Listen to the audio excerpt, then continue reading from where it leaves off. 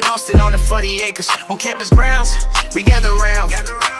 Discussing goals and dreams and life's adventures. The Texas Longhorns, they're the talk of the town. High castles of the 40 acres, where we dive deep into the game day stories. From touchdowns to heartbreakers, we discuss it all. Texas Longhorns glory. There we gather around each Thursday night, talking sports, it's so alright. From football to basketball, baseball to softball, Tim Wayne and Irish, we cover it all. Sports talk is our passion, our delight. Thursday night at 8:30, we unite. We discuss the scores, the plays, the teams you might. Let's dive into the game, let's ignite. 12 conference champions.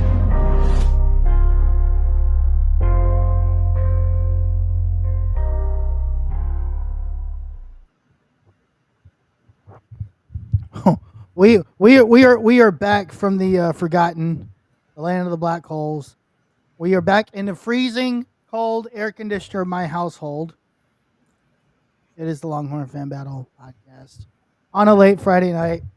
We've been out for a little bit. For those of you guys that don't know what's going on, I'll fill you guys in. But what's going down, Tim Wayne? How are you?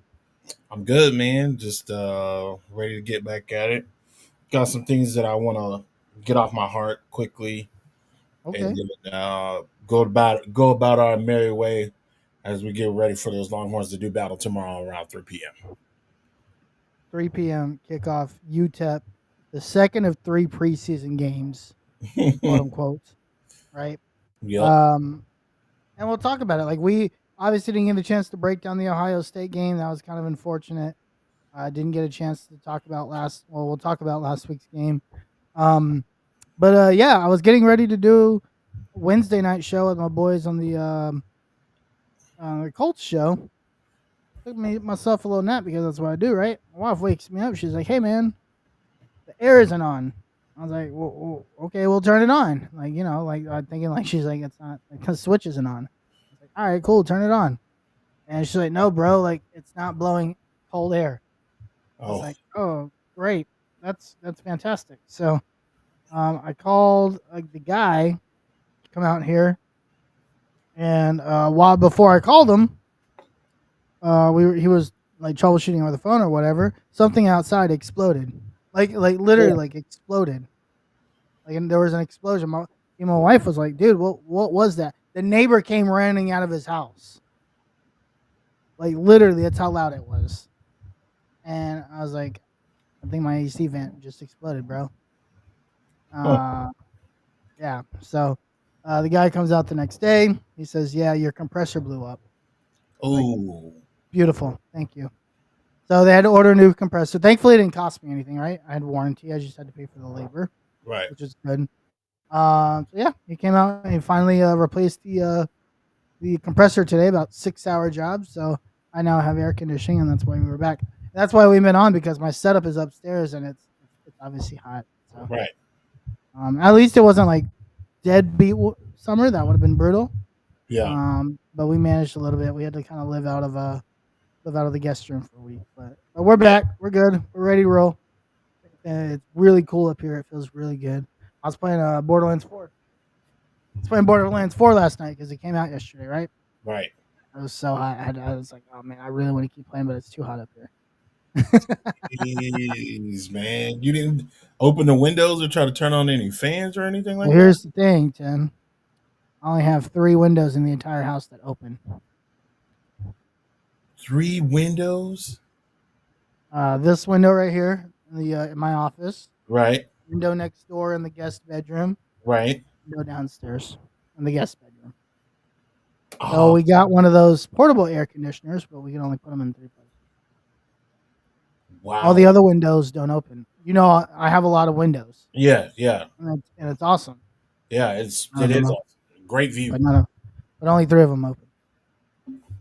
Ouch, brother. Ouch. So, that was my week for basically the last 8 days or so.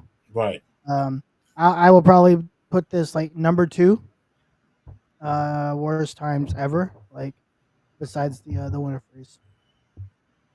Yeah.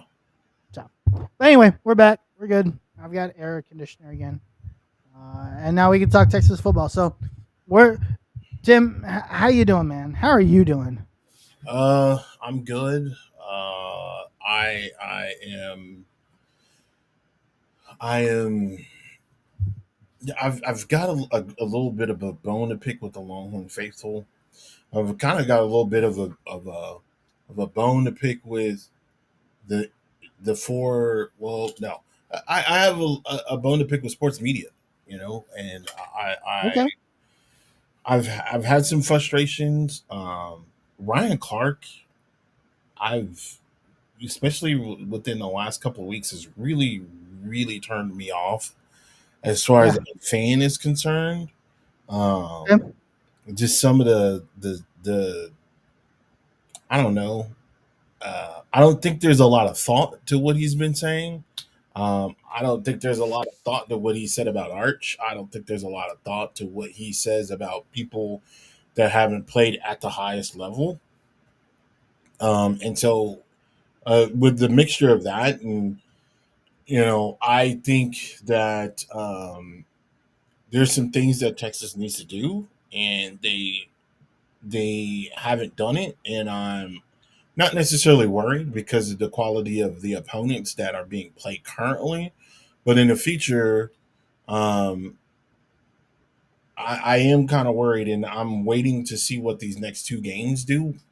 With UTEP and Sam Houston State coming up, I'm really interested to see how these games get handled, because I personally think that these I think that this starting football team should be sitting on the bench by halftime, and they weren't.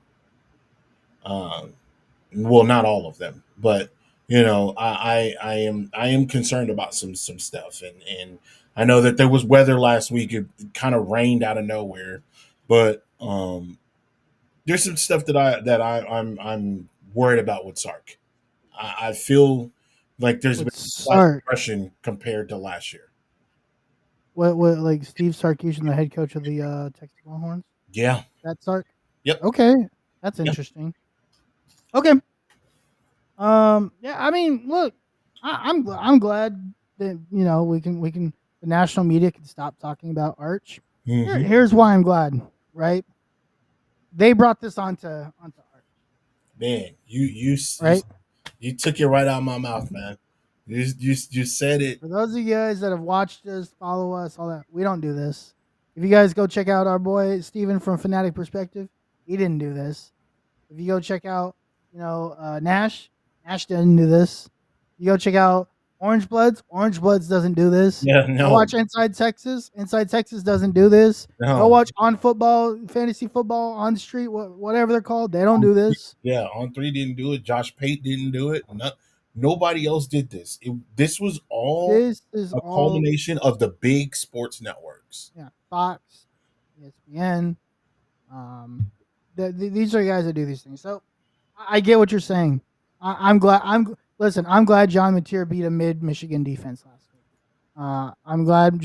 I'm glad Oklahoma beat a one sided team last week, and they can pump their chests, right? And they can do what they need to because they said don't forget. Listen, you OU fans, you're gonna stand on business, right? Right. You're gonna stand on business because Texas dog walked this same team last year. Right. They dog walked the same team in Michigan last year. The only difference is you have a freshman quarterback. So you could argue OU beat a worse Michigan team. Michigan ended up winning 9 games. We'll see what Michigan does this year. We'll see what OU does. OU's schedule is about to get really difficult. Yes, it is. I will say this about Jean Mateer. He does look better than I thought he did. Right? I want to see him. Yeah, he's thrown more passes than almost any quarterback in college football history. If I'm not mistaken, last year his attempts at Washington was ridiculous. So Well, yeah, that's why I'm saying that it furthers my narrative of experience matters. yeah, experience. I was arguing with an OU fan I was in an Orange Bloods chat, arguing with an OU fan who tried to tell me that a player playing was not more valuable. A player playing a bad conference was not more valuable than Arch sitting next to yours. Wow. That doesn't make any sense to me. Yeah. Holding a clipboard is not more valuable than playing a G5 conference schedule. That's You cannot convince me of that ever. no. The 2 starts Arch got is still not better than John Mateer struggling against San Jose State last year. You cannot tell me that that's the case. Yeah. Nobody will ever convince me of that, right? So this goes back to what I've been preaching. I say this in the NFL. There's a reason why you know what this does? It helps further prove the Texas narrative that Arch is not leaving this year. Yeah. That's why he's not leaving. What Yep. you've seen through 2 weeks Right. is the exact reason why he's not. Not that he's not good. Right. You just need to see more. Right. You have to. I love Colin Cowherd. Yeah. I love Colin. He had Colin Cowherd is basically, and excuse my language or my words that I'm going to use or phrasing or whatever. Colin Cowherd has a wet dream this and he had Tom Brady on his show. Mm-hmm. Tom used to talk about, or Tom talked. He basically was like, and he like Colin would be like, yeah, you did this and you did that and he was like, why was that so easy for you? Tom was like, because I did it 1,000 times. Right. Because I did it 10,000 times. Right. Because I did it 14 million times. Right. And he also talked about, he was like, he talked about, it was funny. He talked about like a scouting combine. I was like, I didn't run the fastest. They made me pick 144 because they thought I was athletically ungifted. Right. But what they never realized was I was really smart. I was really good at preparation. I really knew how to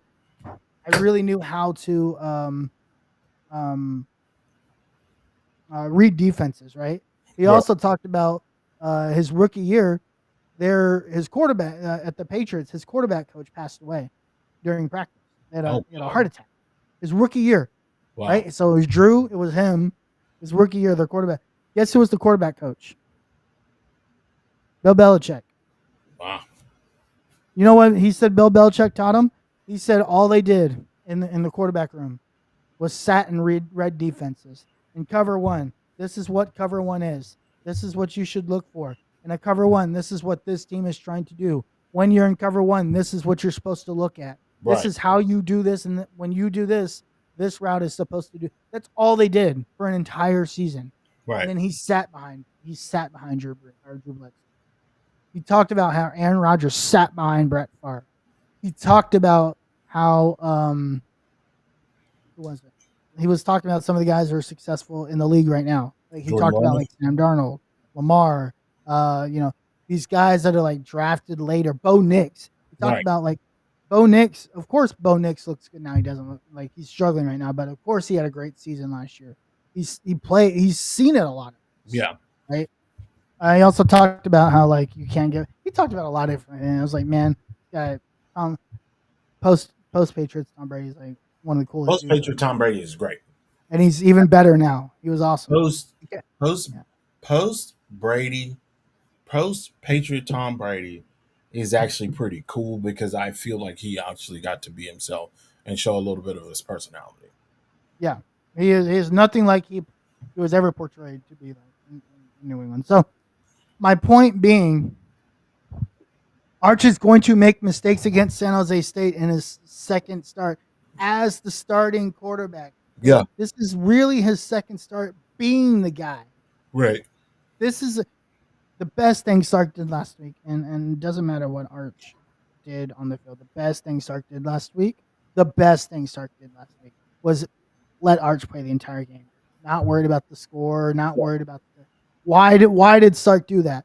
Experience. Right. Doing it, seeing it, first string, second string, third string. Look at you, read, because the talent on the other side, quote unquote, gets worse, right? You're still seeing schemes and you're seeing things occur because you would attack them the same way in versus the third string than you would the first string. This is why these games are important, and I hope Sark keeps doing it. I know I went off on a little rant right there. No, you're perfectly fine. That's my takeaway from last week. My Yeah. biggest takeaway was I love that Arch played into the fourth. Right. I I'm not mad about that. My thing is that where is where is the preparation? Where are the plays that we saw last year at the beginning of the playoffs? The Where, scheme. Or you're talking about the where's play calls? the play calls, the schemes, the aggressiveness? Like, where is it? I I, think I, I it, I think it's intentionally being hidden because Stark is trying to get Arch to freaking get some experience. but To me, at the same time, you can get the experience and still be aggressive in certain things, yeah, certain play calls, and certain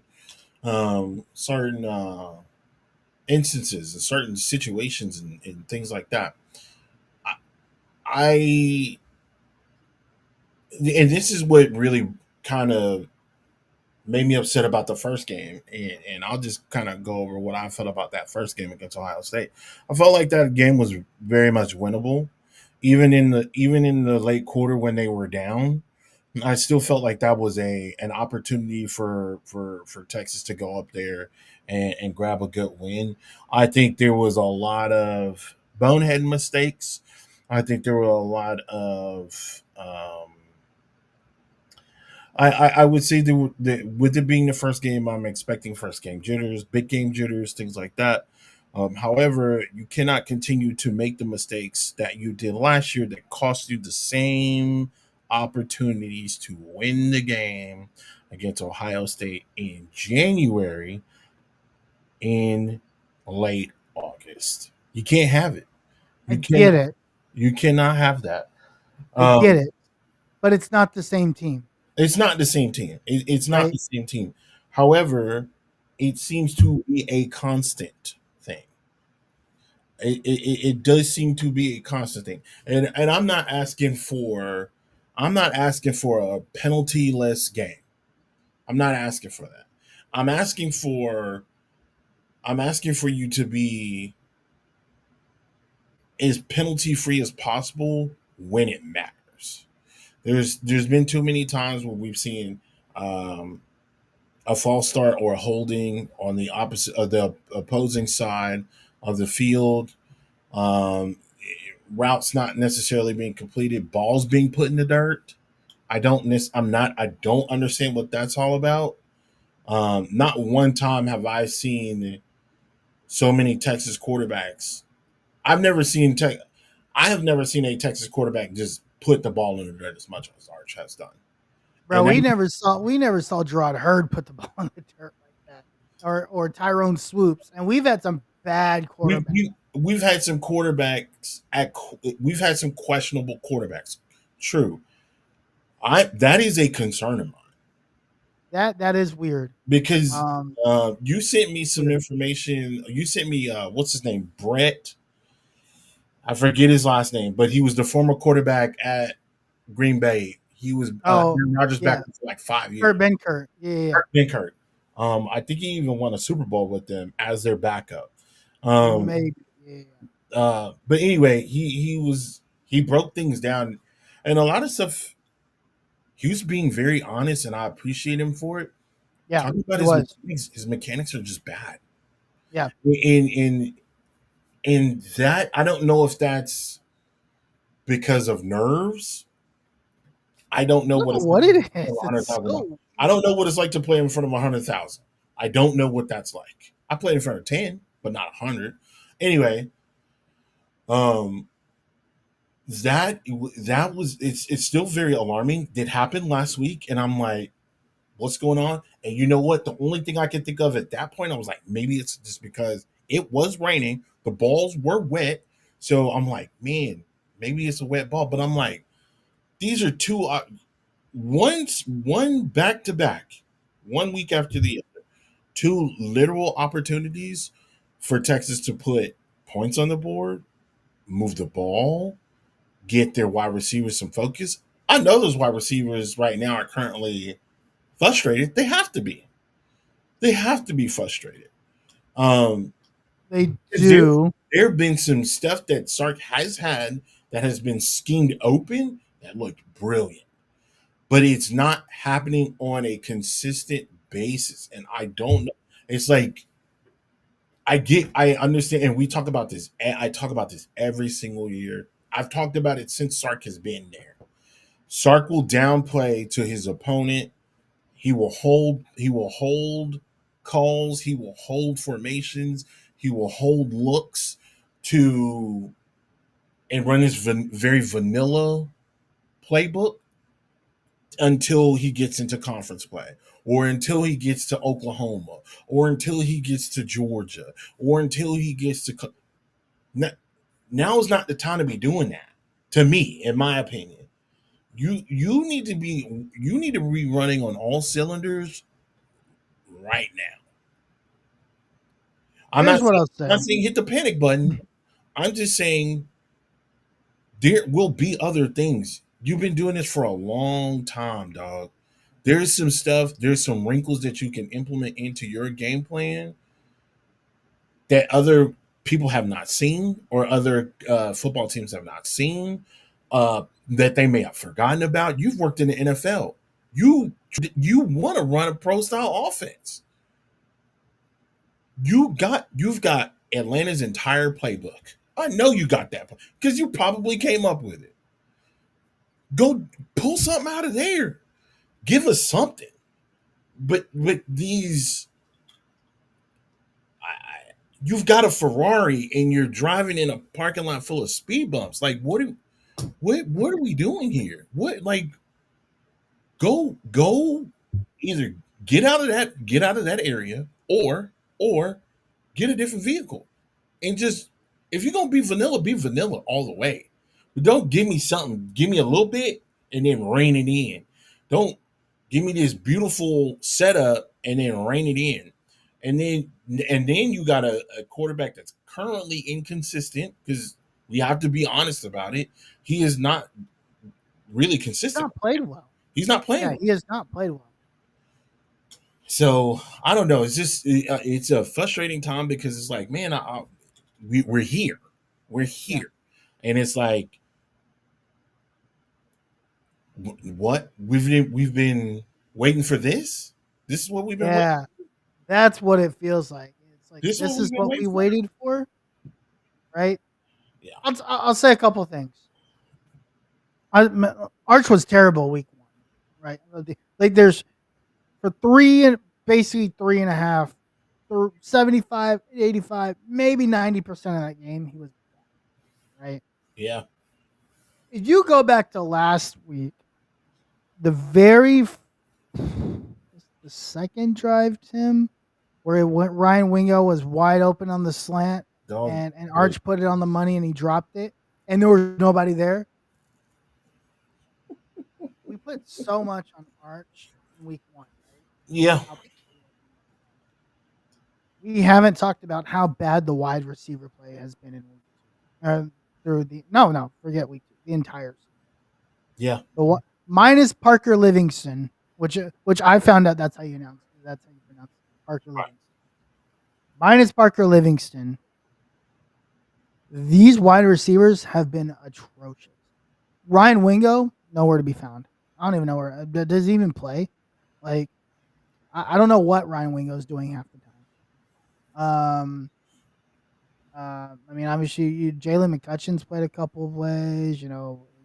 I don't even know who the third wide receiver is, because it's just been that bad.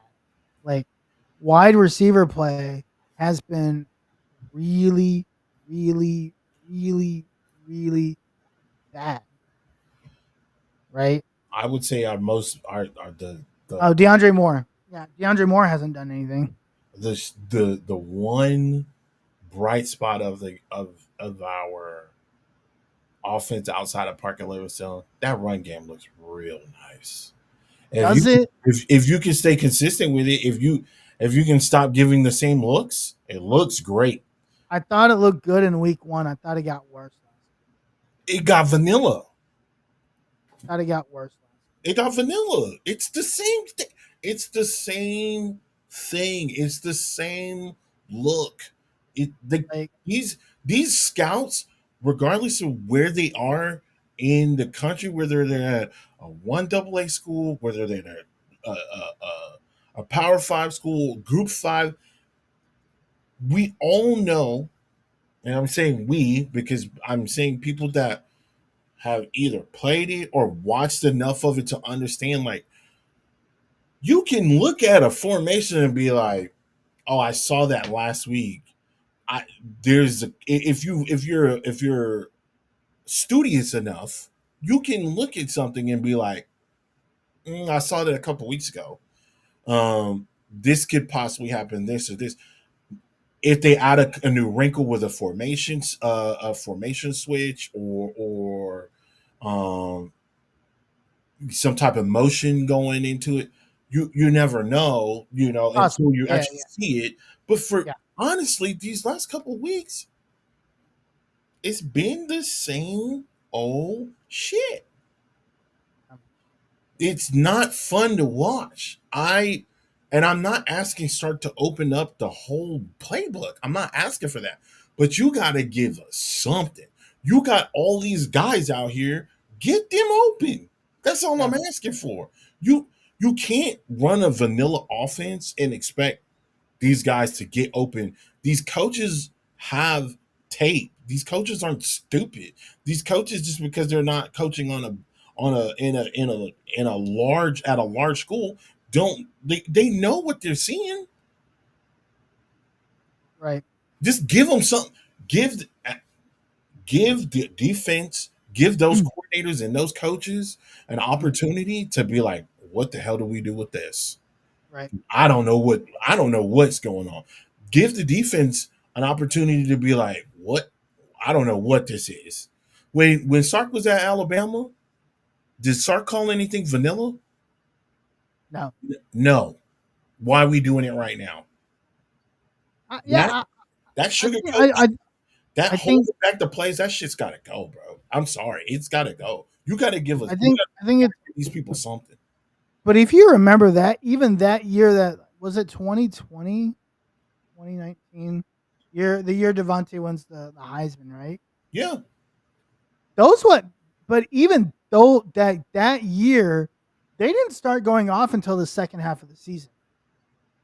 If you remember, like, that team was struggling for most of that season. I do remember something changed after. I don't know if it was a bye week or they played a game, and then that's when somebody got hurt. One of those receivers got hurt, and then Devontae stepped up, and everything changed.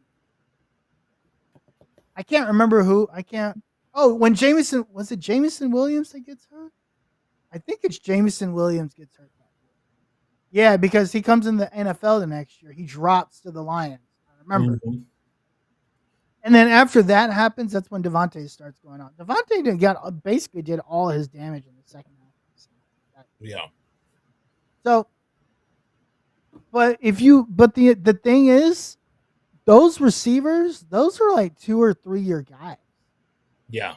Our receiving core is still very young.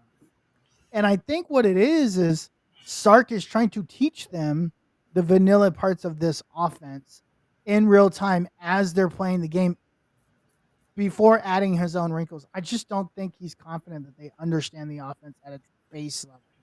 So it makes sense because they're not running it like they understand. You're saying these young guys don't know the offense right now, so therefore Sark is not running. How can I add wrinkles if you don't even know what you're playing right now? Because these wrinkles. You got a point there. I can't argue that. I cannot argue that. Right? I'm not going to argue that. Yeah, that's a great point. I think that's what it is. Like, because if you listen to what Sark says, he always says these wrinkles or whatever I throw, I'm doing it out of the same formations I've been doing it for years.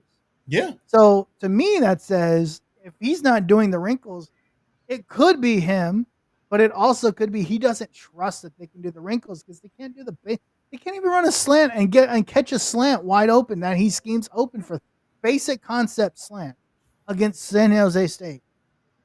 Wide receiver can't catch the ball. So why would I trust you to run a complicated? I'm just making this right. A motion route into a wheel. You can't even run a basic concept of an RPO. Right. A 5. It was like a 2 and a. It was not even a 5. It was like a 2.5 yard slant. It was basically step slant. He was wide open. Yeah. Couldn't catch him. So why am I going to trust you to do that? And I think there's some of that too. There was listening to the show today, and they were talking about how Sark talked about in his presser. Mm-hmm. He needs the position players to stop watching Arch. He needs position players to stop what? Watching Arch. Like he basically said that they're not participating. And they're just expecting Arch to do everything. That's the problem.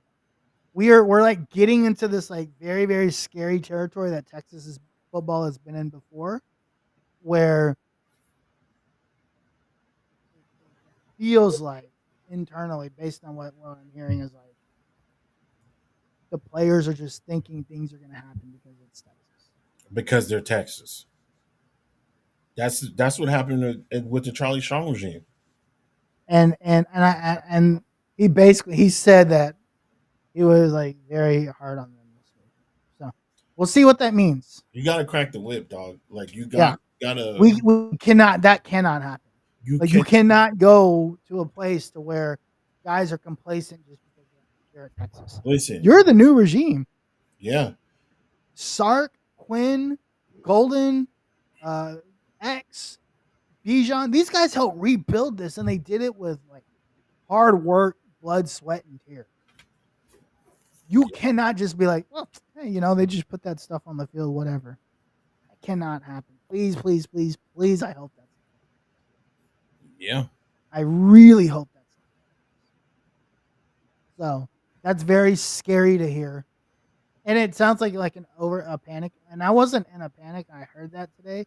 I was like, oh, these guys are just watching Arch play and they're just hoping he's going to make things happen. This is not going to. Listen. Because Parker Livingston looks like the second coming of Jackson or Jackson Chip. You think Malachi Nelson ain't gonna be up for this game tomorrow? Malachi Nelson, like Boise State Malachi Nelson? Yep. What's wrong with him?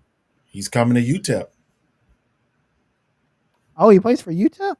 He's coming, yeah. Oh, nice. So probably going to get run off the field. I'm not worried about the defense. The defense. Now, I'm not saying that the defense doesn't have areas to improve because I think they still make some mental mistakes and they know that. Like Colin Simmons, he's got to calm down. Anthony Hill, he's got to calm down. These guys have got to calm down. Anthony Hill, you're an upperclassman, dude. You've been playing way too much for you to be making mental mistakes. Like, that guy's got to chill. Yeah, I agree with you. Listen, UTEP, they're not favored to win. They have a 1% chance of winning. Oh, they're terrible.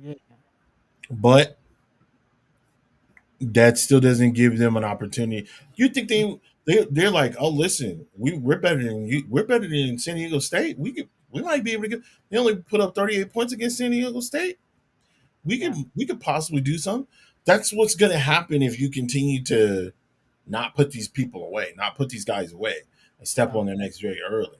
Now is the time. If you're going to run something vanilla, you better run that bad boy to perfection. Better be the best vanilla play you've ever played. Get them off the field. You know what I'm saying?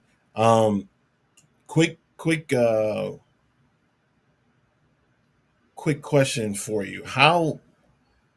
And then I don't necessarily know what else you might have or what else you may want to talk about, but I do have one question for you, and then we can go from there for you. In the instance that Arch continues to struggle, he struggles against UTEP, he struggles against Sam Houston. They have to go to Florida in 2 weeks. Florida looks like a disaster.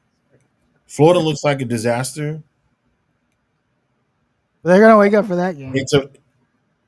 At that point in time, if they were to struggle, if Texas continues to struggle, the only saving grace for Texas is the defense at this point.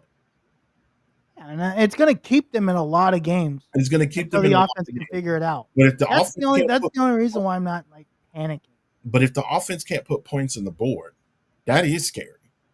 Um, Yeah, it could be with depending the on who you Texans going play. into Florida, even though they win out these games against these lesser teams, how do you feel about Arch going up against or going into Florida if he continues to struggle the way he is right now? I think continue to struggle is like we've got to define what that is. To me, If he continues I to put felt balls like in the dirt, if he continues to, okay. if receivers continue to drop balls, what I do think you? some of that. Yeah, I think we got to look at like not just Arch. Right? Yeah, We got to look at the entire Texas offense. Right. So we've got to look at it as a whole. I think there's a lot. To me, and we talked about this as a key in week 1. It's got to start with discipline. This team lacks discipline. I don't know if it's youth. I don't know if it's inexperience. I don't know if Mhm. it's just like uncertainty, confidence. It could be all of those things. Right. But 12 penalties at home against San Jose State. That's that. Like to me, that's where it starts. These days, as quick as the game has become, penalties are a killer. Like Yep. you could go you could go 10 plays, 50 yards, one penalty will kill that guy. Hmm. Boom! All of a sudden, you get a holding call. You go back 10. You go back 10 yards. Now you've lost all momentum. Now you got to punt. Yep.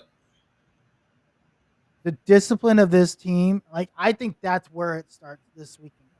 You've got to minimize. Yeah. You have to minimize.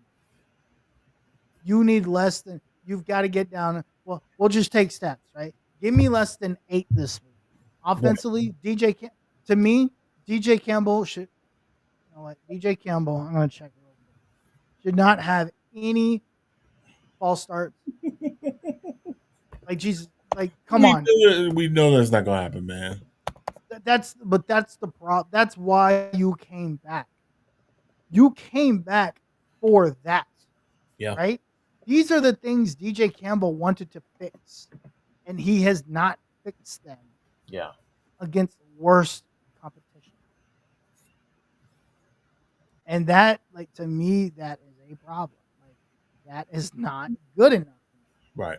If I go look at DJ Campbell for the season, blocking DJ Campbell, he's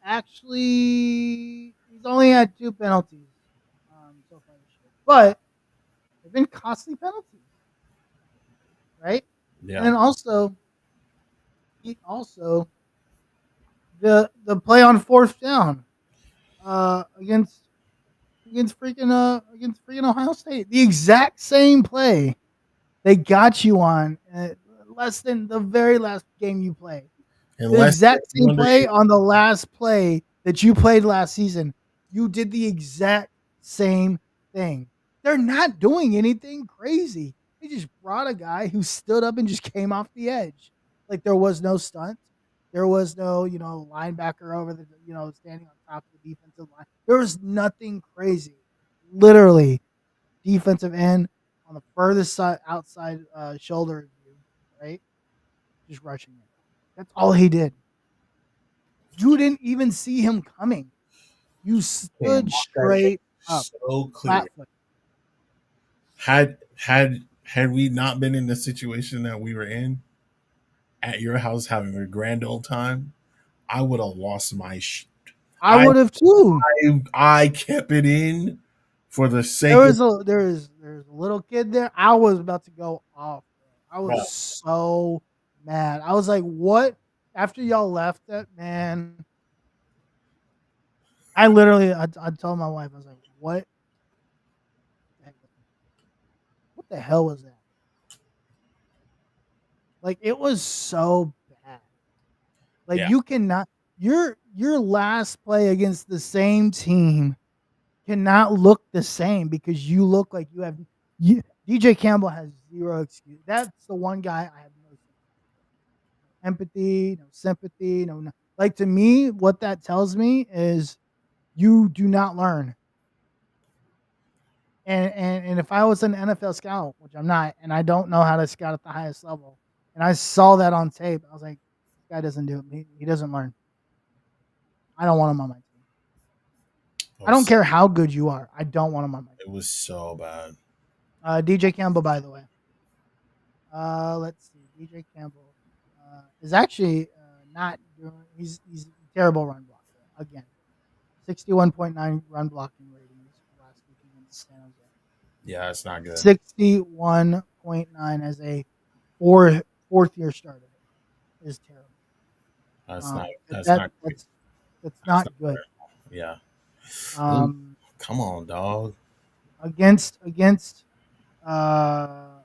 well, here's some solace against Ohio State, 55. So he got better. Okay. But why are we still in the 50s as a 4-year starter? You're not retaining information.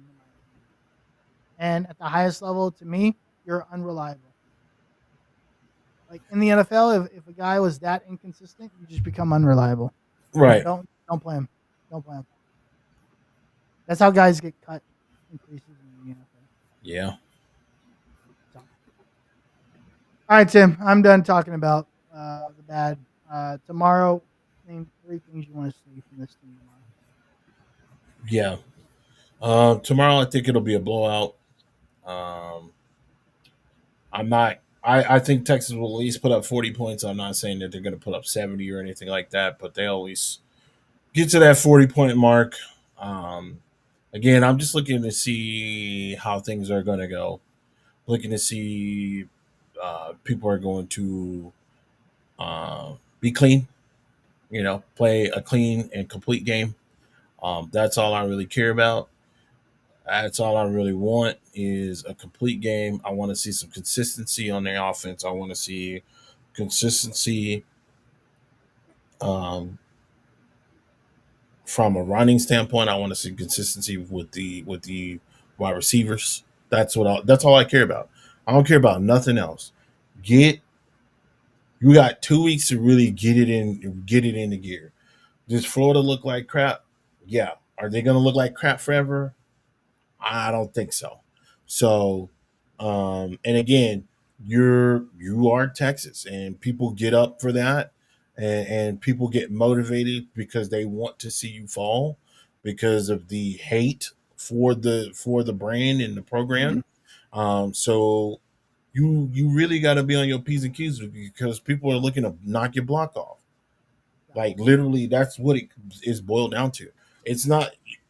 We can't make it any more simpler than that. You are Texas. Your fan base holds you to a high expectation. You talk about a high expectation. You've had high expectations based on your play within the last couple of years, whether you've been on the team or not. And now your coach is expecting you to uphold the standard because that standard is the standard, which he's been talking about all summer. So take the time, use these games, get polished, and get ready for a wild October, because October is not gonna be nice. It's gonna be hard. October is not gonna be kind to you, friend. And we're already October 12th. We're almost halfway through.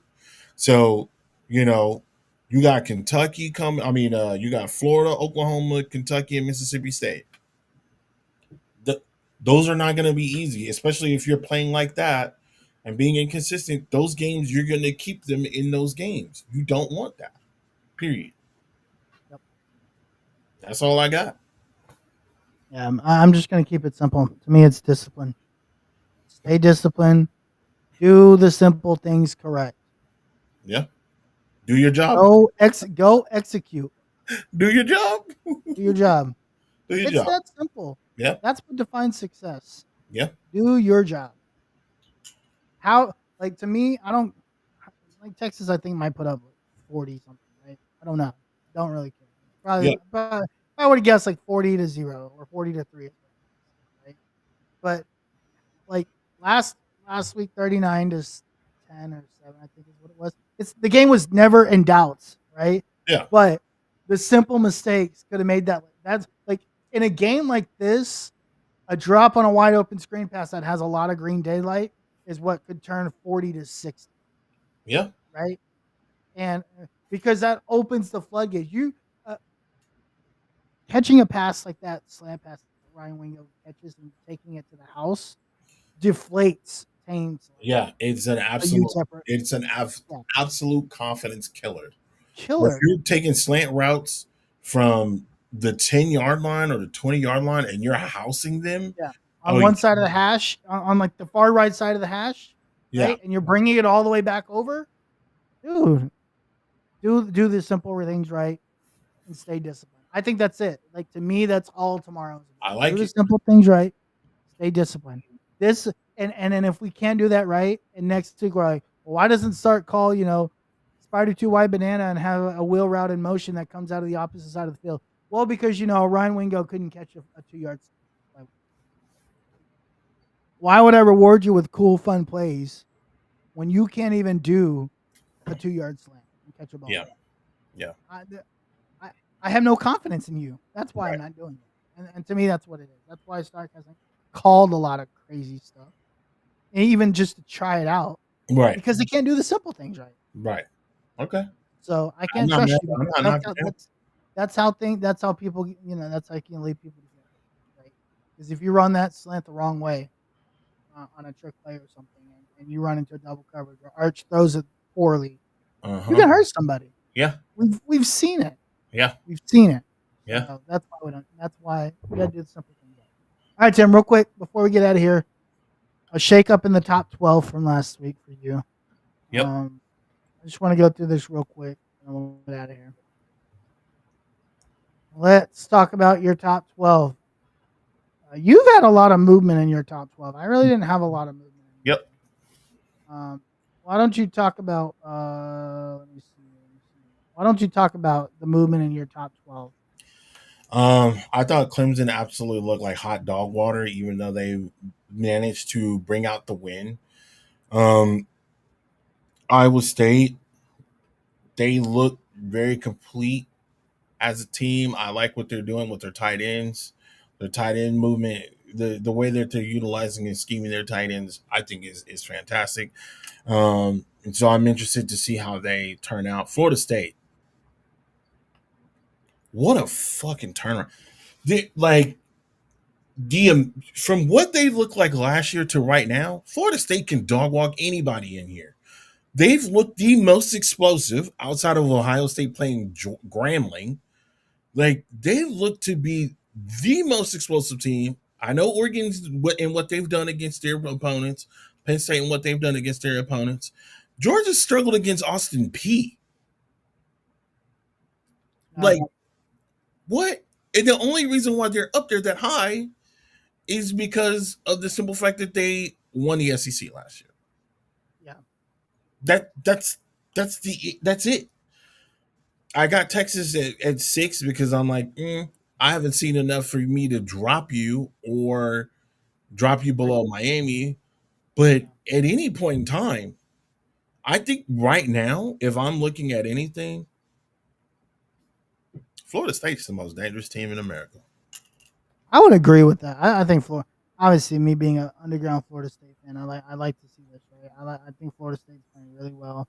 It just goes to show, man. Like bad quarterback play makes bad teams, and DJ was just a bad quarterback.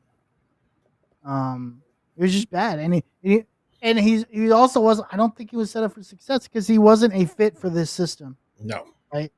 Like what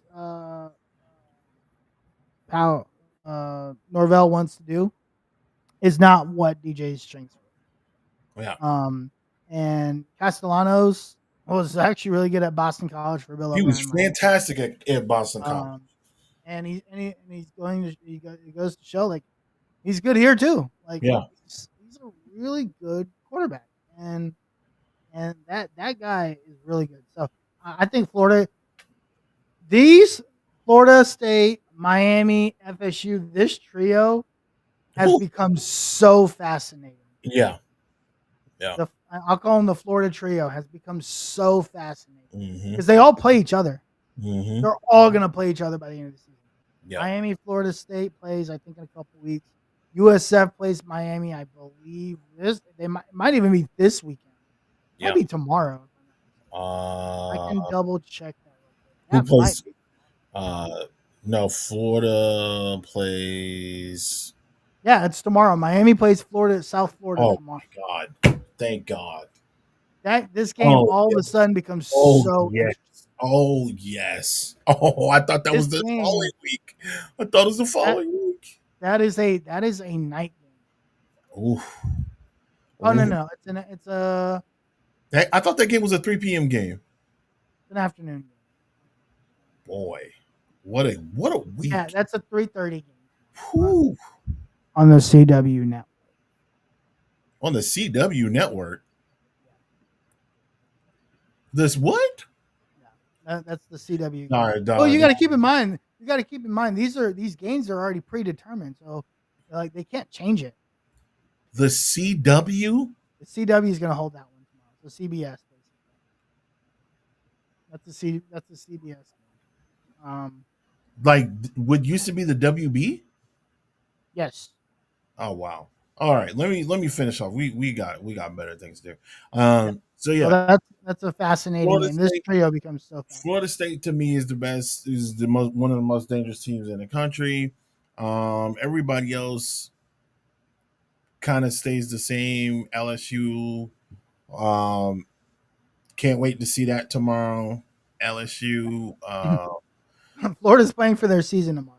Florida's basically playing for their season tomorrow. USF, listen, giving Florida the absolute blues. I think it was hilarious that Florida lost the way that they lost by letting somebody, by having one of your best players spit on somebody is insane. Like, Yeah, why can't that we was keep our crazy. bodily fluids to ourselves? I don't necessarily know what that's all about, and why it transitioned from the NFL to college, but it did. And that would, and Billy Norville, he needs to be fired. He just needs to go. The clock management, a 9-year-old could manage the clock better within 2 minutes and could have easily won that game if they just ran the ball, but they didn't. They had DJ throwing fade routes in the fourth quarter. Just doing For like weird stuff. I just don't don't understand understand. it. Do not understand it. I thought it was very stupid. You have Billy, one of the best running backs in the country. just give him the rock and bow up. Bleed all of the if you're not gonna, okay, listen, if you know that they're going to be prepping for the run, who cares? Bleed the clock out anyway and give They them can less stop time to you. get down the field. They Kick can the stop ball. you. You threw the ball, no, twice, two times, two times. You did something dumb, and then you got the penalty on top of that, which put them Yeah. in a situation to where they could win the game, and they went about it timidly. You know, they lined up, they ran to one side. That quarterback though, that quarterback ain't no joke. South Florida, he's good. Shout out to him. Yeah, it's good, man. Yeah, he showed his butt. He can throw it and he can run it. So shouts out to him. Why do you have your top 12 the way that they are? I think it's kind of the same thing. Like to me, I don't have my top rated G5. I could have technically put him at 9 because they beaten two ranked teams. USF has beaten two ranked teams. They beat Florida, Yep. and then last week they beat Alabama.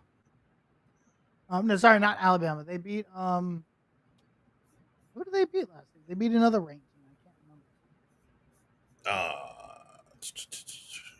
I don't. Oh, Boise State. Boise State. Boise State. That's right. They did dog walk Boise State.